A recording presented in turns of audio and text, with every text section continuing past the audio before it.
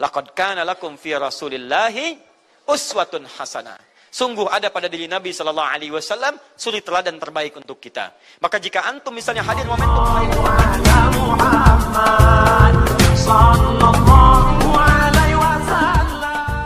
A'udzu billahi minasy syaithanir rajim. Bismillahirrahmanirrahim. Laqad kana lakum fi Rasulillahi uswatun hasanah. Sungguh ada pada diri Nabi sallallahu alaihi wasallam suri teladan terbaik untuk kita. Maka jika antum misalnya hadir momentum kelahiran Nabi sallallahu alaihi wasallam, maaf, biasanya kalau ada momentum-momentum tertentu orang bersemangat untuk mengingatnya. Silahkan cek. Hari pahlawan, ingat para pahlawan. Hari pahlawan berakhir, tidak ingat lagi. Hari kemerdekaan, ingat sampai pinang dipanjat-panjat. Ya, begitu dipanjat, kenapa panjat pinang? Masya Allah, menghormati pahlawan. Hari pahlawan sampai naik panjat pinang. Luar biasa. Ada yang tarik tambang, ya, menghadirkan energi para pahlawan. Antum bisa bayangkan, momentumnya ada, begitu hilang itu semua, tiba-tiba hilang lagi kemudian ingatan kita. Artinya, selalu ada momentum untuk mengajak kita mengingat sesuatu. Begitu Ramadan, ingat lagi amalan. Hilang Ramadan, hilang lagi kemudian amalan. Nah, jadi apa yang terbaik dihadirkan? Ketika ada momentum itu, maka para ulama kemudian mencoba untuk menampilkan nilai-nilai tadi untuk mengembalikan kita pada tuntunan Nabi sallallahu alaihi wasallam. Maka ditulislah kemudian sirah-sirah Nabi. Disampaikan untuk mengenalkan Nabi Muhammad sallallahu alaihi wasallam. Mumpung mereka ingat. Disampaikanlah pengajaran-pengajaran tentang Nabi. Disampaikan ada pujian-pujian salawat kepada Nabi. Kalau yang dimaksudkan tentang nilai-nilai ini, maka dari dulu sudah ada. Sudah ada. Dan yang sudah ada ini tidak dibatasi dengan waktu. Bukan muncul Rabiul Awal saja. Rabiul Awal ke Safar, datang lagi itu. Safar sebelumnya Safar, Rabiul Awal, kemudian ke Rabiul Akhir, muncul itu. Ke Jumada, muncul itu. Jadi maulid itu tidak dibatasi dengan waktu. Setiap waktu itu maulid. Maulud tidak dibatasi dengan waktu. Setiap waktu itu maulud. Tapi kalau ada momentum bersamaan dengan waktu kelahirannya, kemudian kita hidupkan untuk mengenal kepada Nabi, dalam bentuk yang tadi disunahkan dalam Al-Quran dan Sunnah, itu tidak ada masalah. Yang ada masalah itu adalah ketika menghadirkan hal-hal yang bertentangan dengan Al-Quran dan Sunnah Nabi Sallallahu Alaihi Wasallam. Misal, maaf, dulu orang sudah terbiasa mengkaji tentang Nabi, menyampaikan risalah Nabi. Kemudian diisi misalnya, maaf, dengan hal-hal yang bertentangan dengan keadaan-keadaan Nabi. Misal, saya ingin mengajarkan tentang Nabi, tapi ketika mengajarkan tiba-tiba mengatakan, pada saat ini Nabi pun datang bergabung bersama kita. Itu yang tidak kita sepakati. Jelas ya? Misal yang kedua, antum nih, mohon maaf, kerja di instansi. Bertepatan dengan Maulid Nabi, kita adakan peringatan. Padahal antum cuma ingin mengeluarkan anggaran saja dari situ. Itu bid'ah. Bid'ah. Mengeluarkan anggaran, sekedar hanya ingin dapat anggaran untuk dalam momentum Maulid Nabi, itu yang bid'ah. Maulid bukan makan-makan. Jadi kalau antum mengadakan Maulid Nabi hanya sekedar untuk makan-makan, itu yang bid'ah.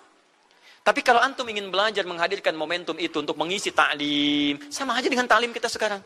Apakah ada hadis Nabi mengatakan ta'lim khusus di hari Ahad jam 8 pagi sampai jam 10? Tidak ada. Di ta'lim kita bid'ah ini. Jadi kalau antum pahami setiap yang tidak ada contohnya itu bid'ah, Masya Allah, maka akan ada banyak bid'ah dalam kehidupan. Mushaf itu bid'ah, karena nggak ada contohnya zaman Nabi SAW. Antum dari ujung kepala sampai ujung kaki itu bid'ah, karena antum tidak ada di zaman Nabi SAW. Ya. Jadi jangan langsung menilai bahwa setiap maulid itu bid'ah. Bukan. Kalau momentum itu ingin diisi dengan ta'lim, ingin memperkenalkan Nabi, ingin mengajarkan syariat-syariat Islam, maka itu tidak ada masalah. Itu mengamalkan petunjuk-petunjuk ayat. Bukan mengkhususkan di waktu itu, bukan. Karena ta'lim itu dibuka di setiap waktu. Tapi menjadikan waktu itu untuk momentum. Karena setiap orang sedang ingat Nabi pada saat itu. Jelas ya? Kapan lagi kita mendapati orang ingat Nabi? Maka ajarkan itu dan pesankan pada saat itu. Teman-teman, jangan cuma pada waktu ini ya. Setiap waktu kita amalkan ingatan kita kepada Nabi SAW. Makanya saya kalau diundang, Ustadz ada maulid Nabi, saya datang untuk ceramah, untuk menyampaikan pesan-pesan terkait dengan Nabi SAW. Adapun masalah ritual-ritual saya tidak ikutan. Makanya paham, begitu saya datang pas ceramah. Ceramah, saya berikan ceramahnya. Nabi begini, apa itu maulid? Allahu alam. Bukan Allahu alam, kan antum bikin spanduknya di sini. Apa itu maulud? Maulud. Bukan maulud. Maulud itu begini, maulid itu begini. Ketika kita terangkan, kita sampaikan, Masya Allah. Antum tahu apa yang terjadi? Mereka mulai sholat dengan baik, masjidnya mulai ramai. Besoknya tidak ada ramai-ramai lagi. Begitu ada maulid, ceramah lagi. Ternyata ceramahnya nggak sampai maulid lagi. Besoknya ceramah lagi. Ahadnya ada waktu taklim. Dan itulah cara terbaik untuk memberikan penjelasan kepada masyarakat untuk mencintai Rasulullah SAW. Paham ya?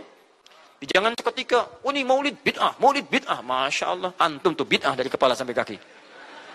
Ya. Saya luar biasa kesal. Kadang ada orang bikin perbandingan begini. Maulid Nabi, maulid. Zaman Nabi tidak ada, coret. Zaman sahabat tidak ada, coret. Zaman tabi'in tidak ada, coret. Zaman ini ada, lalu diserupakan lah yang ikut-ikut ke sini. Antum kalau mengamalkan hukum seperti ini fatal. Zakat pakai beras. Zaman Nabi, coret.